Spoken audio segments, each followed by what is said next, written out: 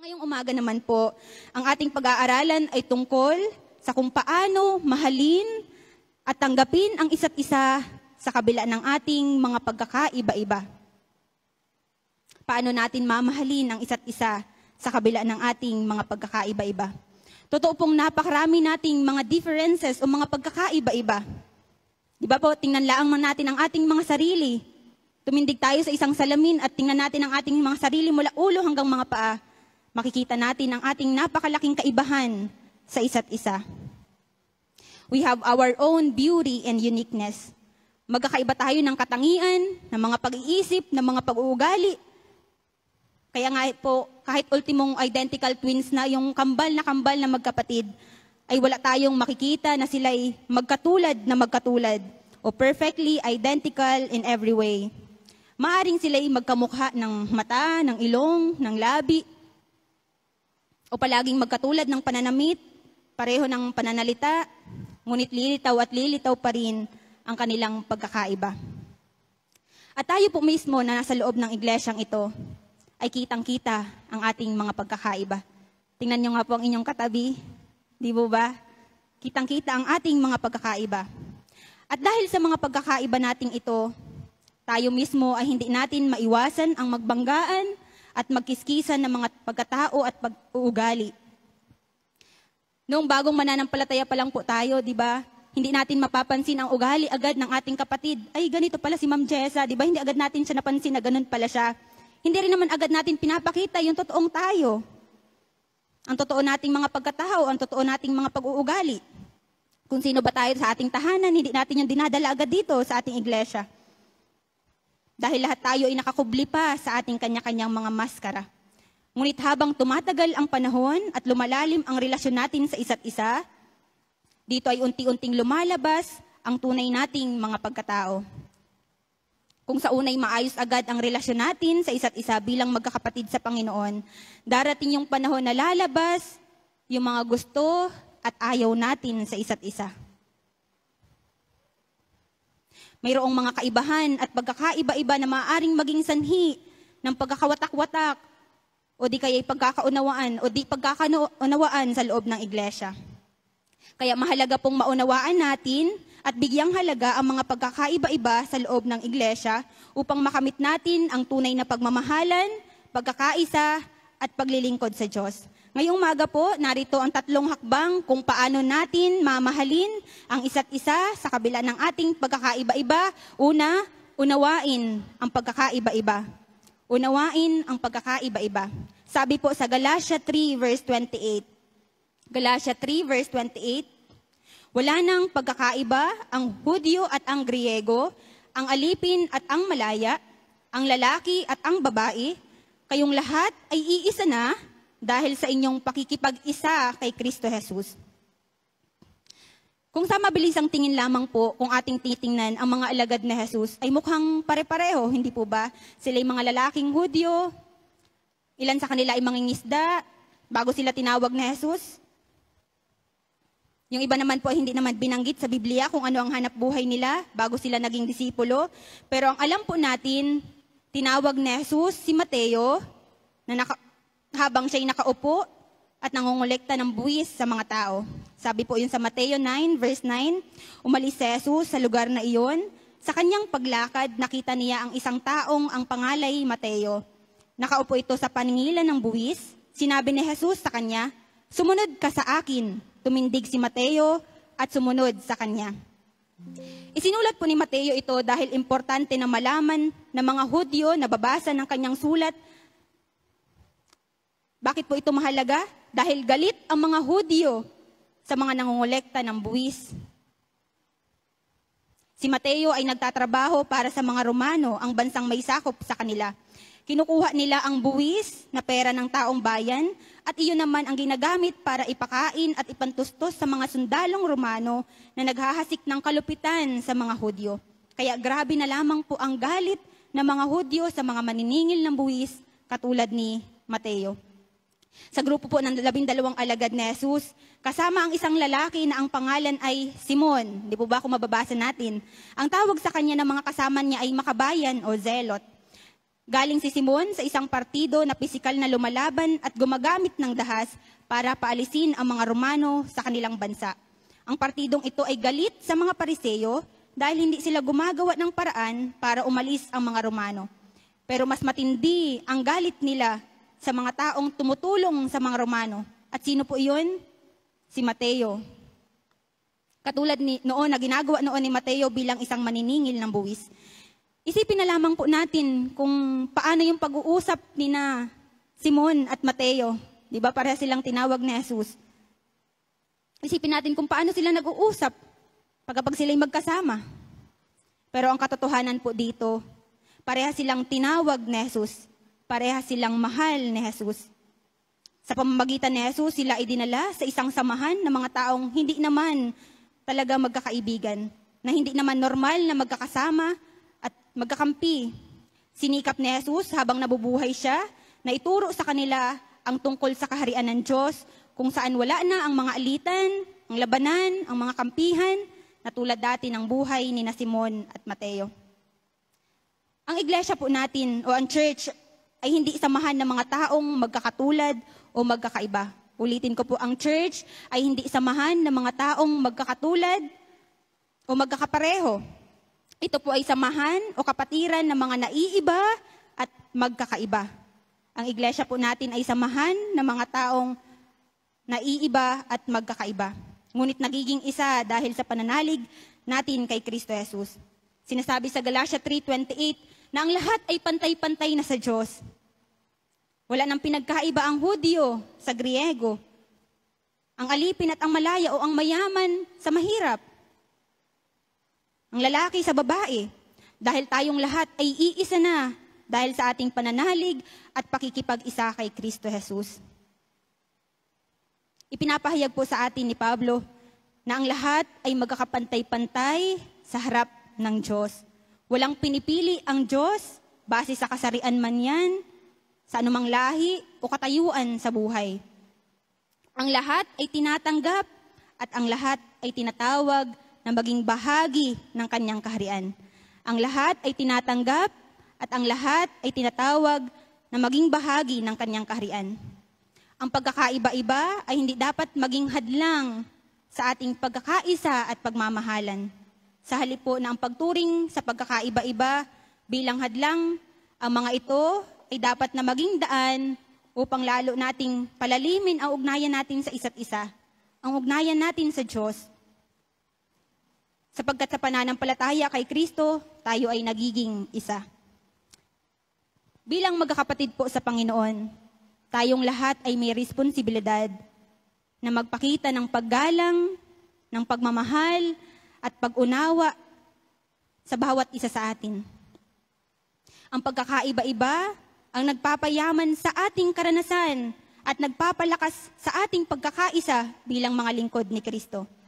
Bigyang pansin at unawain po natin ang ating mga pagkakaiba-iba. Bigyang pansin at unawain po natin ang ating mga pagkakaiba-iba. Nakikita po ba natin sa iglesyang ito ang pagmamahal o ang pag-ibig ni Kristo sa kabila ng ating mga pagkakaiba-iba? Nakikita po ba ninyo yon? Kung nauunawaan po natin kung bakit sa kabila ng ating mga pagkakaiba-iba ay inilangkap tayo ng Diyos sa isang iglesia o sa isang katawan upang isakatuparan ang kanyang layunin, ang magawa, ang pinapagawa ng Diyos sa atin. Kaya inilangkap niya tayo sa iglesyang ito dahil siya'y may layunin sa atin. Pangalawa po, kung paano natin mamahalin ang isa't isa sa kabila ng ating mga pagkakaiba-iba, tawirin ang pagkakaiba-iba. Tawirin ang pagkakaiba-iba.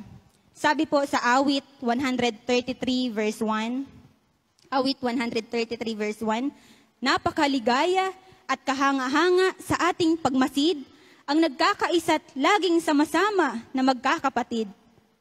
O di po ba katulad ng isang kanta na nagsasabing, napakaligaya at kahanga-hanga sa ating pagmasid, ang nagkakaisa't laging sama-sama na magkakapatid. Kahit may problema Sa Laurel po, ipinalitan namin ng kunti ang pera dahil pangit naman pong pakinggan kung walang pera. Kahit may problema o kunti ang pera, di ba't laging masaya? Ganyan nga ang buhay pag na kay Jesus. Laging sama-sama. Totoo po bang napakaligaya kapag tayo'y nagkakaisa? Napakaligaya at kahanga-hanga kung tayo'y nagkakaisa at laging sama-sama. Masaya po ba tayo na tayo ang magkakasama sa iglesyang ito? Purihin po ang Diyos. Ang pagtawid po sa pagkakaiba-iba ay nangangahulugang pagtanggap at pagpapahalaga. Ang pagtuwid sa ating mga pagkakaiba-iba ay nangangahulugang pagtanggap at pagpapahalaga. Ito ay hindi lamang simpleng pagtanggap sa kultura, paniniwala o tradisyon, kundi pati na rin ang pangunawa at paggalang sa ating mga saloobin at pagpapahalaga. Sa pamamagitan ng ganitong pagtanggap at pag-unawa, nagiging posible ang pagbubuo ng mas malawak na ugnayan at pag-unlad ng bawat isa. Sabi po sa Roma 14:1-23, dito ay binigyang diin ni Pablo ang usapin tungkol sa pagkakaiba-iba ng mga mananampalataya noon.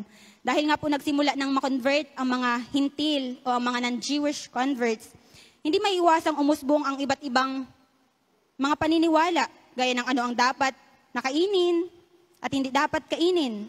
Anong araw ba talaga dapat mamahinga? Sabi po yun sa Roma 14. Basahin po natin sa Roma 14 verse 1-4. Sabi po dito ni Pablo, tanggapin ninyo ang mahina sa pananampalataya at huwag pagpupunahin ang kanyang kuro-kuro. May naniniwalang maaari siyang kumain ng kahit ano, ngunit gulay lamang ang kinakain ng mahihina sa pananampalataya.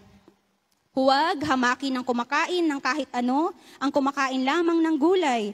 At huwag namang hatulan ng kumakain lamang ng gulay ang kumakain ng kahit ano, sapagkat siya'y tinanggap ng Diyos. At sa verse 5 po ay sinabi, may nagpapahalaga sa isang araw ng higit kaysa ibang mga araw. May naniniwala namang pare-pareho ang lahat ng araw. Ito po ay ilan lamang sa mga halimbawa na binanggit ni Pablo na mga pagkakaiba-iba. At sa huling bahagi po ng talata ay ganito siya nagtapos. Sa verse 17, sapagkat ang paghahari ng Diyos ay hindi tungkol sa pagkain o inumin. Ito ay tungkol sa matuwid na pamumuhay, kapayapaan, kagalakan na ipinagkakaloob ng Espiritu Santo. Verse 18, ang naglilingkod kay Kristo ng may ganitong kaisipan ay kinalulugdan ng Diyos at iginagalang ng mga tao. Kaya't lagi nating pagsikapang gawin ang mga bagay na makapagdudulot ng kapayapaan at makakapagpalakas sa isa't isa. Sa verse 20 po ay sinabi, huwag ninyong sirain ang ginawa ng Diyos dahil lamang sa pagkain. Oo nga po, normal ang pagkakaiba-iba natin. Pero hindi po dapat yun maging dahilan para sa ating pagkakababahagi. Sa halip na tayo ay magtalo-talo sa mga simpleng usapin, gaya ng binanggit ni Pablo, may kumakain daw ng gulay at mayroon namang hindi. Itanong po natin sa ating mga sarili, ano po ba ang pinaka-nagamatter sa kaharian ng Diyos? Ang mapatunayan ba na tama ka at mali siya? Di po ba hindi? Regardless kung sino ang tama at sino ang mali, ang pinakamahalaga pa rin dito ay ang matuwid na pamumuhay, kapayapaan at kagalakan na ipinagkakaloob ng Espiritu Santo. Hindi po natin dapat ipagpapalit ang mga biyaya at pagpapahalagang ito dahil lamang sa ating mga pagkakaiba-iba. Muli pong sinabi sa verse 20 na huwag ninyong sirain ang ginawa ng Diyos dahil lamang sa pagkain. Yung pagkain po dito ay pwede nating i-replace gamit ang mga bagay o ang lahat ng mga bagay na pinagtatalunan natin dulot ng pagkakaiba-iba. Ano po ba yung madalas nating hindi pinagkakasunduan dito sa iglesia? Ano po ba yung mga madalas nating pinagtatalo-talunan? Huwag nating sirain ang magandang ginagawa ng Diyos dahil lamang sa iba't ibang opinyon, iba't ibang saloobin, o iba't ibang mga pag-uugali. Sa huli, ay babalik pa rin tayo sa nag-iisang katotohanan na ang nagbubuklod sa ating lahat At iyon ang katotohanan na tayo'y pare-pareho lamang nabubuhay sa biyaya at habag ng Diyos. Kaya kahit sa kabila ng ating mga pagkakaiba-iba, maaari tayong mamuhay ng sama-sama bilang isang iglesia. Ang biyaya lamang ng Diyos ang kayang mag-hold sa atin, ang mag-maintain ng harmony sa isang environment na binubuo ng iba't ibang mga pagkatao at pag-uugali. Hindi po nagkamali ang Diyos na likhain tayong magkakaiba. Hindi nagkamali ang Diyos na likhain tayong magkakaiba para lumago tayo at matuto sa mga maka-Diyos na prinsipyo gaya ng pagmamahal, pagtanggapan sa isa't isa, pagpipigil sa sarili, kapayapaan, habag, pagpapatawad, at marami pa pong iba. Isipin na lamang po natin na tayo hindi mga robot na pare-pareho ng mga mukha, pare-pareho ng mga piyesa, pare-pareho ng mga commands. Sa halip, bawat isa po sa atin ay fearfully and wonderfully made by God. Bawat isa ay may special touch ng Diyos. Bawat isa ay unique at original. Kaya huwag nating pagkamalan ang pagkakaiba-iba bilang hadlang sa ating pakikipagrelasyon sa mga kapatid. Dahil ang totoo, we are perfectly fit for each other. We are perfectly fit for each other. Tayo talaga ay para sa isa't isa at para sa iglesyang ito. Kapag tiningnan nating masama ang pagkakaiba-iba, maaari talaga itong gamitin ng kaaway para sirain po tayo. Kapag tiningnan natin na mali ang ating mga pagkakaiba-iba, maaari po itong gamitin ng kaaway para sirain tayo. Gagamitin niya ang iba't ibang opinyon, pananaw at pagkatao para hindi tayo magkaisa, para hindi tayo mabuklod. Halimbawa na lamang po ay nung nagdaang eleksyon. Hindi maiiwasan ang samut-saring mga opinyon at paniniwala na kahit ang magkakapatid sa iglesia ay nagkakatampuhan. Di po ba? Nagkakasamaan ng loob. Nawawala ang paggalang at magandang pagtingin sa isa't isa dahil lamang magkaiba ang tinatayuan nila. Ang pinapanigan nila, ay kay BBM ka, ayoko sa iyo. Kahit ang mga alagad po nung una ay ganyan-ganyan din. Yung mga mananampalataya po nung una, dahil ang iba ay nagsasabing kay Team Pablo daw sila, o kay Team Juan. May nagsasabi pang, ay kay Team Pedro ako. Imagine po natin, nag-aaway-away ang mga mananampalataya dahil sa mga usapin na kung titingnan ay hindi naman talaga mahalaga at walang direktang ambag sa ating pangunahing misyon. Kaya ang paalala po sa atin ay ito, sa unang Korinto 1 verse 10, unang Korinto 1 verse 10, mga kapatid, ako'y nakikiusap sa inyo. Sa pangalan ng ating Panginoong Hesukristo, magkaisa kayo at huwag magkabahabahagi, maging sa isipan at maging sa layunin. Ang pakiusap pong ito ay umaabot sa ating lahat hanggang sa panahon natin ngayon. Dahil ang pagkakaiba-iba ay narito pa rin. Tawirin po natin ang ating pagkakaiba-iba gamit ang mga tamang pananaw at pagpapahalaga. Una, hindi ang pagkakaiba-iba ang pinakamahalaga. Hindi ang pagkakaiba-iba ang pinakamahalaga. May pagkakataon na kailangan nating isantabi at limutin ang ating mga pansariling opinyon, mga saloobin, mga damdamin, mga hugot o mga gustong patunayan, at maging ang ating buong sarili para bigyang daan at ingatan, suportahan at isulong ang tunay na pinakamahalaga. At yun ang magkaisa tayo sa Panginoon. Pangalawa, may isang dakilang katotohanan na tayo at pagkakapare-pareho ang meron tayo. Tayong lahat ay alagad ni Jesus. Sabi po sa Juan 13 verse 35, Juan 13:35, kung kayo'y mag-iibigan, makikilala ng lahat na kayo'y mga alagad ko. Tinuturuan po tayo ni Jesus, tayo'y mag-ibigan. Kung tayo ay nagkakaroon ng hindi magandang damdamin sa ating kapatid dahil sa kanyang kaibahan sa atin, lagi po tayong bumalik sa pag-ibig ni Jesus. Humingi po tayo ng kanyang biyaya, ng kanyang pag-ibig, upang magawa po natin na palaging piliin ang isa't isa. Humingi po tayo ng biyaya sa Panginoon. Kung nagkakaroon tayo ng samahan, nagkaroon ka ng hindi magandang damdamin sa iyong kapatid dahil may sinabi siyang hindi maganda sa iyo, mahingi po tayo ng biyaya sa Panginoon at ng kanyang pag-ibig para muli nating mamahalin ng isa't isa, para muli nating tatanggapin ng isa't isa. Patatlo po, tayo ay nilikhang magkakaiba at kailanman ay hindi nagkamali ang ating manlilikha. Kung tayo laging nagkakaisa, lumalaki at lumalawak ang kaharian ng Diyos. At sa pamamagitan ng mga buhay natin, ay marami ang mahihikayat at sasampalataya sa Panginoon. Pero bago po iyon, kailangan muna nating tawirin ang ating mga pagkakaiba-iba sa pamamagitan ng isang malalim na relasyon sa isa't isa. Isang relasyon na pinupuno ng Diyos ng pag-ibig, na kayang tumabon sa lahat ng ating mga kapangitan, sa lahat ng ating mga kaibahan. Isang malapit na relasyon sa isa't isa na nagmamahalan at tumatanggap sa kabila ng mga nagbabanggaan at nagkikiskisan nating mga pagkatao. Tayo po'y mahingi sa Panginoon para mas maging malalim ang relasyon natin sa isa't isa. Pangatlo, na hakbang sa tamang paano natin mamahalin ang isa't isa sa kabila ng ating pagkakaiba-iba. Pangatlo, pakinabangan ang pagkakaiba-iba. Pakinabangan ang pagkakaiba-iba. Sa unang Korinto 12, verse 12 to 31, unang Korinto 12, verse 12 to 31, si Kristo'y tulad ng isang katawan na may maraming bahagi. Kahit na binubuo ng iba't ibang bahagi, ito ay nananatiling iisang katawan. Maging Hudyo o Hintil, alipin man o malaya, tayong lahat ay binautismuhan sa pamamagitan ng isang spirito upang maging isang katawan. Tayong lahat ay pinainom sa iisang spirito.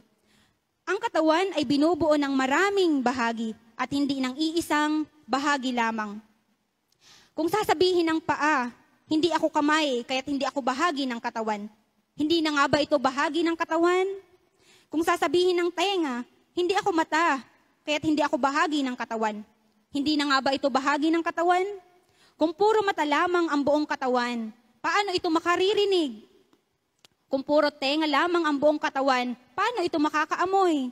Subalit inilagay ng Diyos ang bawat bahagi ng katawan ayon sa kanyang kalooban. Kung ang lahat ng bahagi ay pare-pareho, hindi iyan maituturing na katawan. Kung ang lahat ng bahagi ay pare-pareho, hindi iyan maituturing na katawan. Ngunit ang totoo'y marami ang mga bahagi, ngunit iisa lamang ang katawan. Hindi rin naman masasabi ng mata sa kamay, hindi kita kailangan. Ni ng ulo sa mga paa, hindi ko kayo kailangan. Sa katunayan, ang mga bahaging parang mahihina, ang siya pang kailangan. Ang mga bahagi ng katawan na inaakala nating hindi gaanong kapuri-puri ay pinag-uukulan ng higit na pagpapahalaga. Ang mga bahaging hindi likas na maganda, ang siya nating higit na pinapahalagahan. Hindi ito kailangang gawin sa mga bahaging sadyang maganda. Ngunit nang isaayos ng Diyos ang katawan, binigyan niya ng higit na karangalan ang mga bahaging hindi gaanong marangal, upang hindi magkaroon ng pagkakabaha-bahagi. Sa halip ay magmalasakit ang bawat bahagi sa isa't isa. Kung nasasaktan ang isang bahagi, nasasaktan ang lahat. Kung pinaparangalan ang isang bahagi, nagagalak ang lahat. Kayo ngang lahat ay isang katawan ni Kristo, at bawat isa sa inyo ay bahagi nito. Naglagay ang Diyos sa iglesia, una, ng mga apostol, ikalawa, ng mga propeta, at ikatlo, ng mga guro. Naglagay rin siya ng mga gumagawa ng mga himala, mga nagpapagaling ng mga may sakit, mga tagatulong, mga tagapangasiwa, at mga nagsasalita sa iba't ibang mga wika. Hindi lahat ay apostol, propeta, o guro. Hindi lahat ay binigyan ng kakayahang gumawa ng mga himala, magpagaling ng mga may sakit, magsalita sa iba't ibang mga wika, o magpaliwanag ng mga wikang ito. Ngunit buong sikap ninyong hangarin ang mga kaloob na mas dakila. Tayo pong lahat ay iisang katawan. Tayong lahat ay iisang katawan ni Kristo at bawat isa sa atin ay bahagi nito. Tayo pong lahat sa iglesyang ito ay iisang katawan ni Kristo at bawat isa po sa atin ay bahagi nito. Kaya mali pong isipin na hindi ka kailangan, na hindi ka bilong, na hindi ka mahalaga. Ano po? Mali ang isipin na hindi ka kailangan, na hindi ka bilong, na hindi ka mahalaga. Pakisabi nga po sa inyong mga katabi, Ikaw ay kailangan, ikaw ay belong, at ikaw ay mahalaga. Pakisabi naman po sa ating mga sarili, ako ay kailangan, ako ay belong sa iglesyang ito, at ako ay mahalaga sa iglesyang ito. Tayong lahat po ay mahalaga at kailangan natin ang isa't isa. Ito po ang isang napakalaking katotohanan. Napakalinaw po na sinasabi ng talata na bawat isa sa atin ay bahagi ng katawang ito. Ang katawan ay binubuo ng maraming bahagi at hindi ng iisang bahagi lamang. Ngunit ang lahat ng bahagi ay pare-pareho. Ngunit kung ang lahat ng bahagi ay pare-pareho, hindi iyan maituturing na katawan. Kung ang bawat isa daw po ay pares-parehas, for example, kay Ate Lisa, kung lahat ay marunong kumanta, di ang lahat na lang ay maga-praise lead. Wala na pong magasalita, wala nang magalingkod, wala nang magiging usher, wala nang magiging tagatulong natin, wala nang magalinis ng iglesia. Di po ba? Kung iisipin natin, kung ang lahat ay magaling tumugtog na lamang, wala nang, lahat ay matugtog na lamang. Ano po, wala nang makikinig din, wala nang magapuri sa Panginoon. Ang katawan ay binubuo ng maraming bahagi at hindi ng iisang bahagi lamang. Kung ang lahat po ay pare-pareho sa atin, hindi tayo matuturing na katawan. Kaya't inilagay ng Diyos ang bawat isa sa atin sa iglesyang ito ayon sa kanyang kalooban. Sa ating katawan, hindi natin minamaliit o hindi minamaliit ng paa ang kamay. Hindi rin pinagseselosan ng tenga ang mata dahil ang makarinig at makakita ay dalawang bagay na parehas na kailangan ng buong katawan. Ang makarinig at ang makakita ay dalawang bagay na parehas na kailangan ng buo nating katawan. Huwag nating iisiping hindi mahalaga ang bawat isa sa atin. Huwag po nating iisipin na hindi mahalaga ang bawat isa sa atin. Dahil sa ating mga pagkakaiba-iba, pansinin po nating lumalabas ang iba't iba nating mga galing, ang iba't iba nating mga husay, ang iba't iba nating mga kaloob. Di po ba? Sa ating mga pagkakaiba-iba lumalabas ang ating galing. Di ba pag nagasama-sama tayo sa cell, tapos binigyan natin ng assignment itong isa, ay mahusay ka palang kumanta kapatid. Di ba lumalabas ang ating mga galing, ang ating mga talento, ang ating mga kaloob. Nawawala ang comparison o paghahambing sa iba dahil bawat isa sa atin ay binigyan ng iba't ibang mga kaloob at gampanin. Bawat isa sa atin ay binigyan ng iba't ibang kaloob, kasunod naman na yun ay ang iba't ibang gampanin. Napakaraming bagay ang ating napapangyari kapag tayo ay magkakasama. Totoo po, di ba? Napakaraming nating bagay na napapangyari kapag tayo ay magkakasama. Magagawa natin ang mga inapagawa sa atin ng Diyos kapag tayo ay nagkatulungan, kapag tayo ay nagkakaisa, kapag tayo ay sama-sama. Mapapahamak po ang katawan kung iisa lamang ang gumagawa o gumagalaw. Mapapahamak ang katawan kung iisa lamang ang gumagawa. Ano po, kung sa iglesyang ito, iilan lamang ang mga nagalingkod. Dahil inaakala niya, hindi na naman ako kailangan. Mapapahamak po ang iglesyang ito. Mapapahamak po ang isang katawan. For example na lamang, isang paa lamang po ang gumagalaw at yung kabilay ayaw niyang gumalaw. Ayaw niyang humakbang. Di ba hirap maglakad? Ganon din po sa ating iglesia. Mapapahamak po ang ating iglesia kung iilan lamang ang nagatulungan. Kung iilan lamang po sa atin ang nagalingkod. Kaya natututo po tayong umasa sa isa't isa. Kaya nagkakaroon po ng ministry ng pagtutulungan, pagbabayanihan. Upang gumana ng maayos ang buong katawan, kailangan po nating magtulungan. Upang gumana ng maayos ang ating buong katawan, ang buong iglesia, kailangan po nating magtulungan. Magmalasakitan, mag-unawaan sa isa't isa, magpatawaran, at higit sa lahat ay magmahalan. Wala dapat kampihan o pagkakanya-kanya ang isang katawan. Kung ano ang ginagawa ng iba, suportahan natin. Kung mayroong kaloob na nangangailangan ng paglilingkod sa kapatid o sa ministry ng Panginoon, ipaghamit po natin. Huwag po nating isipin na hindi po tayo kailangan dito. Huwag po nating isipin na kaya na ng iba yan, marami na sila. Alisin po natin iyon sa ating mga isip. Ang totoo po ay kailangan natin ng isa't isa. Ito ang susi para maisakatuparan ang layunin ng Diyos sa buhay ng bawat isa sa atin. Ang pakinabangan ng ating mga pagkakaiba-iba at ipaglingkod ang ating mga kaloob. Kung mapapansin natin, nakakamangha ang Diyos kung paano ang mga kaloob ay inabahagi niya sa isa't isa. Diba nakakamangha ang Panginoon na merong galing si Ate Lisa, mayroong galing si Ma'am Jessa, na wala naman kay Ate Lisa. Sa kabila po ng ating mga pagkakaiba-iba, lumilitaw ang mga espiritual na kaloob at nagagamit sa iba't ibang areas ng paglilingkod. Ganito po ang paalala ni Apostol Pablo sa bawat isa sa atin sa 1 Corinto 14 verse 26. 1 Corinto 14 verse 26. Ganito ang ibig kong sabihin, mga kapatid. Kung sa inyong pagtitipon ay may umaawit, may nagtuturo, may naghahayag ng kalooban ng Diyos, may nagsasalita sa iba't ibang mga wika, at mayroon namang nagpapaliwanag noon, gawin ninyo ang lahat ng iyan sa ikapagpapatibay ng iglesia. Ang paalala po sa atin ni Pablo ay gawin natin ang lahat ng ito sa ikapagpapatibay ng ating iglesia. Sa pagpapamalas po ng ating mga spiritual na kaloob o mga spiritual gift, ang dapat na palagi po nating i-aim ay mabigyang kaluguran ang ating Diyos. At mas lalong mapatibay ang ating iglesia sa kung ano talaga ang disenyo nito, kung ano ang disenyo ng Diyos para dito. Mas lalong natibay ang iglesia kung ang bawat isa sa atin ay inagamit ang mga kaloob, kung ang bawat isa po sa atin ay nagtutulungan, kung ang bawat isa po sa atin ay nagmamalasakitan. Huwag po nating iasa sa ating mga kapatid o sa iglesia ang mga kaloob na binigay ng Diyos para sa atin. Huwag po nating iasa sa ating mga kapatid kung ano yung magagawa natin. Huwag natin itong itago lamang at hindi na mapapakinabangan.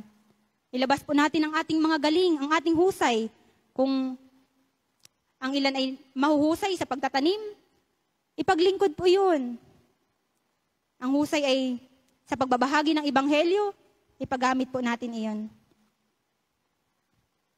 Kung titingnan po natin, ang katawan ay pagsasama-sama ng mga magkakaibang bahagi. Katulad din po ng ating iglesia iyan, na mayroong mga naiiba at magkakaiba. Hindi po tayo magkakatulad, pero kailangan po natin ang isa't isa. Hindi po tayo magkakatulad, tayo po ay magkakaiba, pero kailangan po natin ang isa't isa. Hindi po natin magagawa ang ipinapagawa ng Diyos kung mali ang pagtingin natin sa ating mga pagkakaiba-iba. Hindi po pare-parehas ang mga gift na ibinigay ng Diyos sa atin at sinadya niya po ito para sa ikabubuti natin. Kaya hindi natin pwedeng questionin ang Diyos kung bakit, ay Lord, bakit si kapatid lamang po ang binigyan niyo ng galing sa garini? Bakit hindi niyo po ako binigyan ng garini? Hindi po natin pwedeng questionin ang Diyos. Dahil binigyan po niya tayo ng iba't ibang mga kaloob, iba't ibang galing, iba't ibang husay. Ang kailangan lamang po natin ay ipagamit ito sa Panginoon. Iisa po ang ating sinasambit ng pananampalataya kay Kristo. Pero magkakaiba ang mga buhay natin bilang mga Kristiyano. Ito ang vision ng Diyos para sa church na kailangan nating matutunang muli. Magawa sana natin ang sinasabi ni Pablo sa sulat niya sa mga taga-Efeso 4, verse 1-6. Efeso 4, verse 1-6. Mamuhay kayo gaya ng nararapat sa mga tinawag ng Diyos. Kayo'y maging mapagpakumbaba, mahinahon at matyaga. Magparaya kayo dahil sa inyong pagmamahal sa isa't isa. Sikapin ninyong mapanatili ang pagkakaisang mula sa Espiritu sa pamamagitan ng kapayapaang nagbubuklod sa inyo. May isang katawan at iisang Espiritu, kung paanong may isang pag-asa na para doon kayo'y tinawag ng Diyos. May isang Panginoon, iisang pananampalataya at iisang bautismo. Iisang Diyos at Ama nating lahat. Siya ay higit sa lahat, kumikilos sa lahat at nananatili sa lahat. Kaya kung tayo po daw po ay pinananahanan ng Espiritu Santo, mapapanatili natin at maipapakita natin ang pagkakaisang dulot ni Kristo. Sa akin pong pagtatapos, tayo po ay tinawag ng Diyos sa iba't ibang areas ng buhay natin kung paanong naranasan natin ang Diyos. Tayo ay isang komunidad Komunidad ng mga sumasampalataya kay Kristo. Kapatiran ng mga naiiba at magkakaiba. At ito po ang kailangan nating makita muli sa ating iglesia. Dapat ang pinapakita po natin ay kapatirang naiiba at magkakaiba, pero nagiging isa sa Panginoon. Hindi po yung kapatirang pares-parehas, pare-pareho. Tayo po ay nagiging pare-pareho lamang dahil sa ating pakikipag-isa at pananalig sa Panginoong Jesus. Ang kailangan po nating maipakita sa mundo ay isang pagkakapatiran na kahit magkakaiba ay nag-uunawaan, nagkakaisa at nagmamahalan. Gusto mo ba ng isang church na mapapansin ng mundo? Gusto mo ba ng isang iglesia na mapapansin ng mga tao sa labas? Simulan po nating unawain ang ating pagkakaiba-iba. Tawirin po natin ang ating mga pagkakaiba ng magkakasama at ipaglingkod po natin ang ating mga kaloob bilang isang iglesia upang maparangalan at mabigyang kaluguran ang ating Diyos. Purihin po ang salita ng Panginoon.